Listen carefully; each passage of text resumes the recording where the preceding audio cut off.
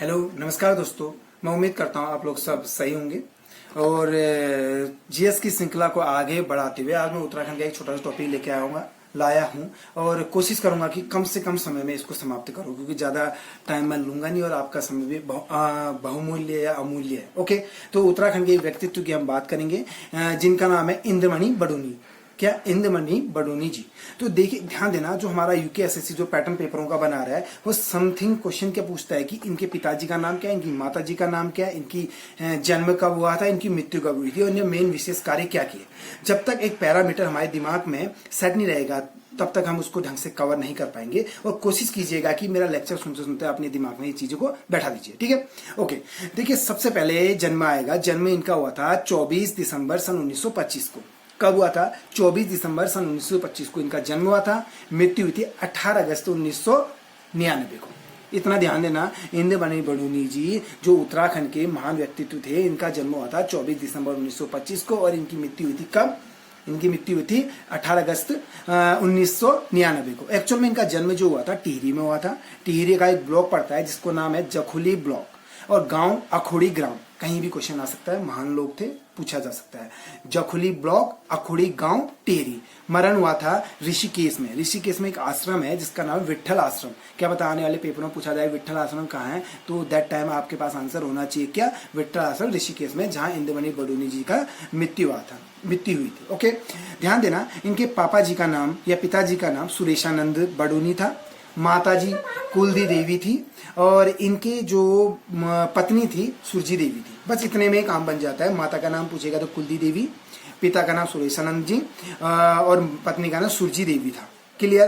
पैदा हुए थे 24 दिसंबर 1925 को, मरे थे 18 अगस्त 1999 को ऋषिकेश के विट्ठल आश्रम में और पैदा हुए थे जखुली ब्लॉक के अखोड़ी ग्राम और टिहरी में। ये आपके दिमाग में बैठ गया होगा। ध्यान देना, केदार नृत्य के ये बहुत ही फेमस कलाकार थे और इसलिए इनका नाम भी जाना था। लोक गायक के साथ साथ ये जननायक थे। ये एक महान संत के नाम से भी जाने जाते हैं और इन्हें नाट्य मंडल की, उत्तराखंड नाट्य मंडली की भी स्थापना की थी। मैं थोड़ा तेजी से बोल रहा हूँ, आप इसको स्लो मोशन में भी देख सकते हैं। नाट्य मंडली की स्थापना की थी। केदार नृत्य के फेमस थे एकमात्र।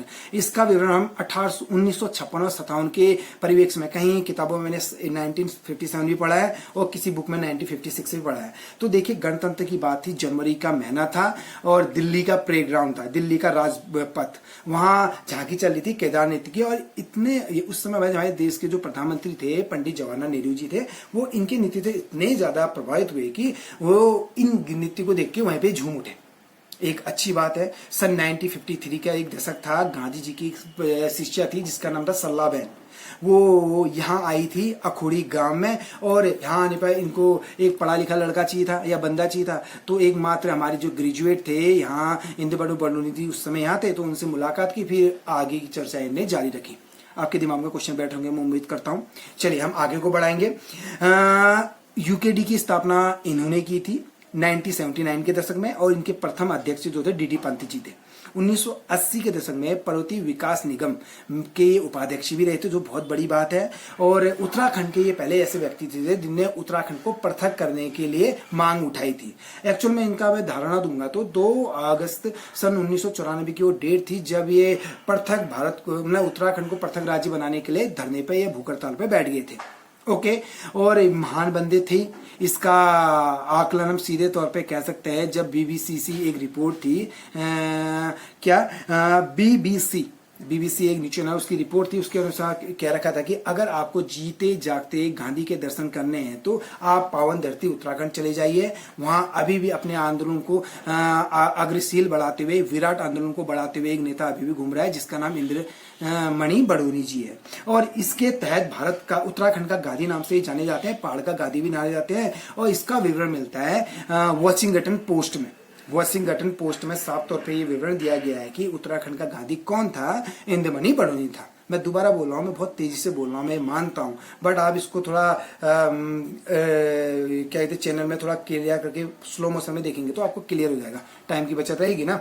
ठीक है, इतना कवर होने के बाद तवा घाट से लेकर देहरादून तक सन 1988 की वो डेट थी जब तवा घाट से देहरादून तक इन्हें पैदल यात्रा की। ऑलमोस्ट 105 दिन मतलब 105 दिन ये पैदल चले और 2000 किलोमीटर की यात्रा की, एक तरह से बहुत बड़ी बात होती है। वॉशिंगटन पोस्ट हो गया है, बीबीसी हो चुका है, केदार नृत्य हो गया है, 1956 की डेट बता चुका हूँ, 1953 बता चुका हूँ, 24 दिसंबर 1924 भी बता चुका हूँ, 18 अगस्त 1999 की डेट भी मैं आपको क्लियर कर चुका हूँ। देखिए रिवीजन जितना अच्छा करोगे उतना मल्टीपल टाइम आपके दिमाग में रहेगा। तो आगे बढ़ेंगे क्या, पृथक आंदोलन में हो गया मलेथा की गुलती और माधो सिंह भंडारी, मलेथा की गुल और माधो सिंह भंडारी की लोक गाथाओं का इनने मंचन किया था। कहाँ किया था? दिल्ली और मुंबई में खास तौर पे किया था। और गैरसैंण राजधानी बनाने के लिए भी कार्यरत थे, मतलब इन्हें गैरसैंण को राजधानी घोषित किया था 1992 के दशक में जब ये नेता बने थे। देखिए मकर संक्रांति का टाइम था, उत्तरायणी मेला लगा था बागेश्वर में, दैट टाइम इनने क्या किया, गैरसैंण को राजधानी के रूप में घोषित किया। और वही केदारनाथ ढोल सागर। ठीक है, देखिए कोशिश करना इतनी चीज को अपने दिमाग में बैठा दीजिए और इधर से क्वेश्चन आपके बाहर नहीं आएंगे। एक व्यक्तित्व को मैंने क्लियर किया, आपने काम है, बस एक बार ध्यान से सुन लीजिए। ठीक है, धन्यवाद आपको, आपका पूरा लेक्चर सुनने के लिए। Okay bye.